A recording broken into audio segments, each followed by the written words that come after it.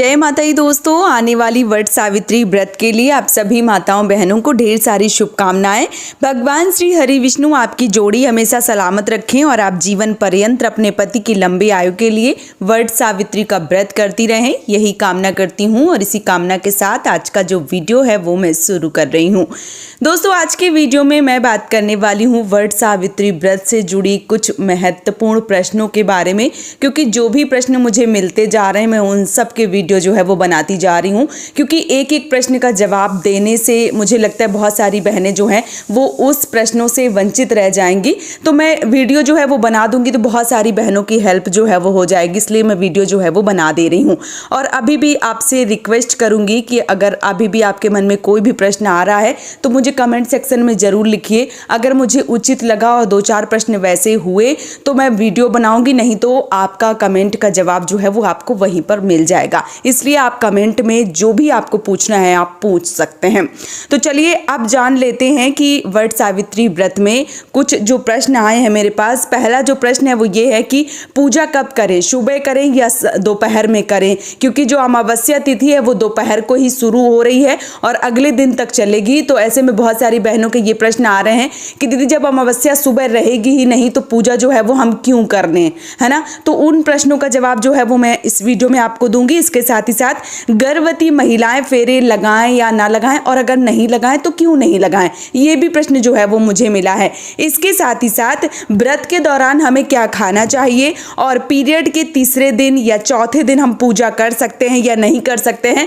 कई बहनों के प्रश्न आए हैं कि दीदी मैं पूरी तरीके से साफ स्वच्छ हो जाती हूँ चौथे दिन, तो हमें पूजा कर लेनी चाहिए या नहीं करनी चाहिए। तो इन संपूर्ण प्रश्नों का जवाब चलिए जान लेते हैं। सबसे पहली बात अगर करूं कि पूजा जो है वो कब करना चाहिए, तो जो वट सावित्री का व्रत है वो 26 तारीख को है। 26 मई दिन सोमवार साल 2025 में वट सावित्री का व्रत रखा जा रहा है और इसी दिन सोमवती अमावस्या पड़ रही है, क्योंकि जो अमावस्या तिथि है वो दोपहर को 12:11 से शुरू होगी और अगले दिन यानी कि 27 मई को सुबह 8:31 पर समाप्त हो रही है। तो जो अमावस्या तिथि है वो दोपहर को शुरू हो रही है, तो इसी दिन सोमवती अमावस्या जो है वो भी मनाई जा रही है। अब बहुत सारी बहनों के ये प्रश्न आ रहे हैं कि सुबह पूजा करें या दोपहर में पूजा करें। तो देखिए, जो माता सावित्री हैं उन्होंने 3 दिन तक व्रत किया था, क्योंकि उनको पता था कि उनकी जो पति हैं उनकी अल्पायु है और वो जो है वो कब भगवान के पास चले जाएंगे, यानी उनको यमराज जो है वो कभी भी लेने आ सकते हैं। तो उन्होंने 3 दिन पहले, क्योंकि उनको आभास हो गया था, तो उन्होंने 3 दिन पहले से ही जो व्रत है वो शुरू कर दिया था। जो साल 2025 में 24 तारीख से ही वट सावित्री का जो व्रत है वो शुरू हो चुका है और ये ऋषि पंचांग है उसमें दिया गया है, आप लोग चाहें तो उसमें पढ़ सकते हैं। तो ऋषि पंचांग में ऐसा दिया गया है कि 24 तारीख से ये जो व्रत है वो शुरू हो गया है 24 मई से। तो 24 मई, 25 मई और 26 मई को ये व्रत जो है वो समाप्त हो जाएगा। तो 26 मई को ही आपको पूजा जो है वो करना है। अब आपके मन में ये प्रश्न आ रहा है कि दोपहर को करें या सुबह करें, क्योंकि बहुत सारी ऐसी बहनें हैं जो व्रत दोपहर तक नहीं रख सकती हैं।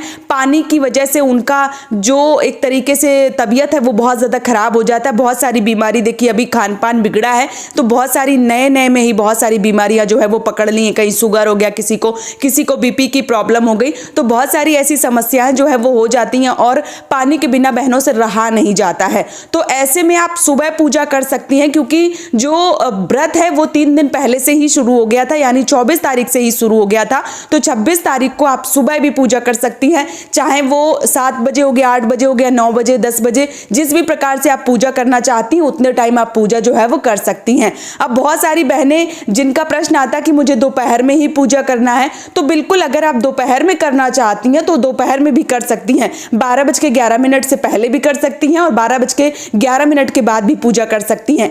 कुछ बहनों के ये भी प्रश्न आए हैं कि दीदी 27 तारीख को सुबह 8:30 बजे से पहले हम पूजन जो है वो कर सकते हैं।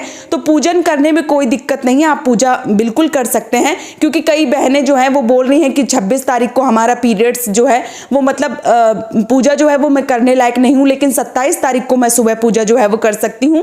तो ऐसी बहनें 27 तारीख को सुबह जल्दी यानी कि 8:30 बजे से पहले जो पूजा है वो कर सकती हैं, लेकिन वो तभी करें जब आपके आगे कोई समस्या हो, तभी आप 27 तारीख को पूजा करें, क्योंकि 26 तारीख को ही पूर्ण फल आपको मिलने वाला है। 26 तारीख तक ही अमावस्या तिथि जो है वो मतलब व्रत के लिए मानी गई है और दान पुण्य के लिए जो है वो 27 तारीख को मानी गई गई है, या किसी भी प्रकार का कोई उपाय करना चाहते हैं या कुछ चढ़ाना चाहते हैं तो आप सुबह 8:30 बजे से पहले चढ़ा सकते हैं। और कुछ बहनें जिनको लग रहा है कि मैं 27 तारीख को कर लूंगी, 26 को नहीं कर पाऊंगी, तो ऐसी बहनें भी 27 तारीख को पूजा जो है वो सुबह 8:30 बजे से पहले कर सकती हैं। लेकिन मैं फिर बोलना चाहूंगी कि 26 तारीख का ही मान्य ज्यादा है, 26 तारीख का ही आपको पूर्ण फल मिलेगा। भले उदया तिथि के हिसाब से 27 तारीख को व्रत आप लोग मान रही हैं, लेकिन जो पूर्ण फल है, जो एक तरीके से व्रत है, वो 26 तारीख का ही उचित है। तो 26 तारीख को ही आप लोग पूजा पाठ करें, दान पुण्य करें, ये आपके लिए सर्वोत्तम माना गया है। बाकी आप लोगों के आगे समस्याएं हैं तो आप ऐसा भी कर सकती हैं। अब इसके साथ ही साथ एक प्रश्न जो है वो ये आया है कि गर्भवती महिलाएं फेरे लगाएं या ना लगाएं। तो देखिए, गर्भवती महिलाएं जैसे अनजाने में, क्योंकि एक बहन का ये भी प्रश्न आया कि दीदी 4 महीने का था मेरा बच्चा और मैंने फेरे जो है वो पिछली साल लगा दिए थे, अब कोई उपाय बता दीजिए। एक प्रश्न आया था, अगर हो सका तो मैं स्क्रीन पर लगा दूंगी। कई बार बहुत सारे प्रश्न हो जाते हैं तो मेरे लिए बहुत मुश्किल हो जाता है, लेकिन मैं कोशिश करूंगी जो भी प्रश्न आएंगे मैं लगाती जाऊंगी। तो बहन ने प्रश्न किया है कि दीदी गर्भवती महिलाएं फेरे या लगाएं या ना लगाएं। तो देखिए, अगर अनजाने में लग जाते हैं तो कोई दिक्कत, कोई परेशानी जो है वो नहीं है, क्योंकि अनजाने में हुई गलती नहीं होती है। जानबूझकर अगर कोई चीज जो है वो हम करें तो उसके लिए माफी नहीं होती है, लेकिन अनजाने में कोई गलती होती है तो उसकी माफी होती है। इसलिए अनजाने में अगर आपसे फेरी परिक्रमा लग गए हैं तो आपको बहुत ज्यादा सोचने की आवश्यकता नहीं है। लेकिन अभी आपको पता चल गया है कि प्रेगनेंसी में, गर्भावस्था में गर्भवती महिलाएं जो भी हैं वो फेरे या परिक्रमा जो है वो ना लगाएं, तो आपको बिल्कुल भी नहीं लगानी चाहिए। अब क्यों नहीं लगानी चाहिए, ये भी प्रश्न आ रहे हैं, तो चलिए मैं इस पे भी बता देती हूं। क्योंकि गर्भवती महिलाएं, बड़े बुजुर्गों का ऐसा मानना है कि जब हम 1 से 2 हो जाते हैं, क्योंकि बच्चा भी हमारा है और हम 2 लोगों की फेरी या परिक्रमा जो है वो मान्य नहीं होती है, इसलिए नहीं लगानी चाहिए। और साइंटिफिक रीजन अगर आप सबको बता दूं तो देखिए, जब हम ऐसी अवस्था में होते हैं, गोल गोल घूमते हैं, क्योंकि सीधा तो खड़ा रहा नहीं जाता है, और जब हम गोल गोल घूमते हैं ना तो कई बार चक्कर इत्यादि आ जाते हैं और हम गिर जाते हैं, और अगर हम गिरेंगे तो हमारे साथ साथ बच्चे को भी दिक्कत हो सकती है। इसलिए हमें ऐसी अवस्था में फेरे या परिक्रमा जो है वो नहीं लगाने चाहिए। तो आप लोग समझ रहे हैं, आपको सब चीजें समझ में आ रही हैं, आप लोग मुझे ये जरूर बताइए, क्योंकि आप लोगों का कमेंट पढ़ती हूँ मुझे बहुत अच्छा लगता है और मैं आप सबका रिस्पॉन्स भी करती हूँ, वीडियो कमेंट का जो जवाब है वो भी देती हूँ। तो आप लोग प्लीज थोड़ा सा समय निकाल के एक प्यारा सा कमेंट जो है वो जरूर कीजिए। अब इसके साथ ही साथ एक प्रश्न और आया है कि व्रत के दौरान हमें क्या खाना चाहिए। तो देखिए, जैसे कि मैंने पहले भी बता दिया था, उसके लिए मैंने अलग से वीडियो बनाया था, लेकिन नहीं देखा होगा, चलिए इस पे फिर से बता देती हूं कि पूजा पाठ, कथा इत्यादि हो जाने के बाद में सबसे पहले व्रत का पारण चने से और वट के वृक्ष के जो फल होता है उससे पारण किया जाता है। और उसके साथ ही साथ अगर आप अमावस्या का व्रत करती हैं तो आप फलाहारी व्रत कर सकती हैं।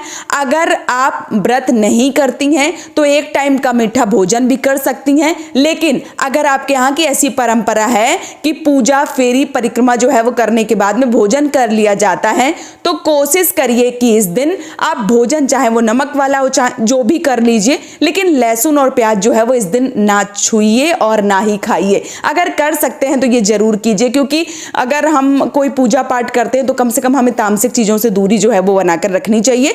तो आप भोजन करना चाहती हैं तो ठीक है, आप जो भी सब्जी रोटी या सब्जी पूड़ी या प्रसाद जो भी खाना चाहती हैं आप खा सकती हैं, लेकिन इस दिन कोशिश, नमक भी खा सकती है, क्योंकि बहुत सारी बहनों के ये प्रश्न आ रहे हैं दीदी मैं नमक खाती हूं, तो आप नमक का भोजन सब कुछ खा सकती हैं, सब्जी भी बना के खा सकती हैं, लेकिन कोशिश करिए कि उस सब्जी में लहसुन प्याज का जो प्रयोग है वो ना किया गया हो और आप भोजन जो है वो कर सकती हैं। कितनी बार कर सकती हैं तो देखिए वो आपकी इच्छा है कि आप 2 बार करती हैं, 1 बार करती हैं, 3 बार करती हैं, आपके ऊपर डिपेंड करता है। वैसे जब हम पूजा पाठ या व्रत करते हैं तो हमें जो अपना पेट है या जो शरीर है उसको थोड़ा सा आराम देना चाहिए, बार बार उसको खाना जो है वो नहीं देना चाहिए। तो कोशिश करिए कि आप 1-2 बार जो है वो खाएं, क्योंकि 12 बजे तक तो आपका व्रत ही हो जाएगा। उसके बाद ही क्या होगा कि भूख उतने जल्दी पूजा जो करके आते तो थोड़ा सा पानी मिल जाता, फिर हमें राहत मिल जाती। एक बार भी अगर भोजन कर लेंगे तो फिर चल जाएगा काम। गर्मी हो रही है, पानी ज्यादा चाहिए होता है, ठीक है।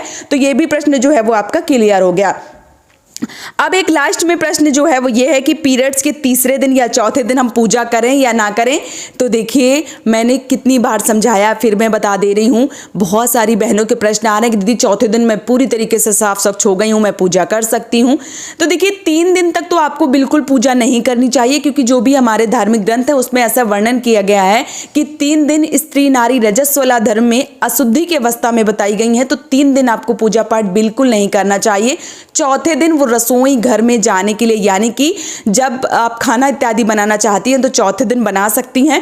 5वें दिन जो है वो देव कार्य के लिए निर्वृत्त बताई गई हैं। तो 5वां दिन अगर आपका है और पूर्णतः आप साफ स्वच्छ हो जाती हैं तो आप पूजा कर सकती हैं। चौथा दिन है और आपको लग रहा है कि आप पूरी तरीके से साफ स्वच्छ है, तो आप ठीक है सामान लेके चले जाइए वट वृक्ष के नीचे, और जो पूजा पाठ है, कोई बैठी है महिला तो उनसे चढ़वा दीजिए। अगर आप करना चाहती हैं तो ठीक है, आप साफ स्वच्छ हो चुकी हैं तो फिर आप कर सकती हैं, क्योंकि देवी की पूजा है। और अगर आप करना चाहती हैं, आपको बिल्कुल एकदम लग रहा है कि आप पूरी तरीके से साफ स्वच्छ हैं, तो बिल्कुल आप अच्छे से बाल वगैरह सब धो के, स्नान वगैरह जो है वो करके, और जो पूजा पाठ है वो कर लीजिए। ठीक है, ये भी आपका जो है वो क्लियर हो गया। और अगर आपको कहीं से भी लगता है कि नहीं, थोड़ा सा भी आपको दिक्कत या परेशानी है, तो बिल्कुल भी ना करें, क्योंकि जानबूझकर कोई गलती जो है वो हमें नहीं करनी चाहिए, है ना। तो इन संपूर्ण प्रश्नों का जवाब जो है वो आप सबको मिल गया है। अभी भी आपके मन में कोई प्रश्न है तो मुझे कमेंट में ज़रूर पूछिए, और अगर वीडियो पसंद आ रहा है तो आप इस चैनल को सब्सक्राइब कर लीजिए, क्योंकि जब भी मैं पूजा पाठ की कोई भी वीडियो डालूंगी तो आपको सबसे पहले मिल जाएगा। तो आप लोग इस चैनल को सब्सक्राइब कर लीजिए, और अगर वीडियो पसंद आया है तो वीडियो को लाइक जो है वो जरूर कीजिए, और एक प्यारा सा कमेंट कर दीजिए। बहुत जल्दी मिलती हूँ एक और नए वीडियो के साथ में, तब तक के लिए राधे राधे।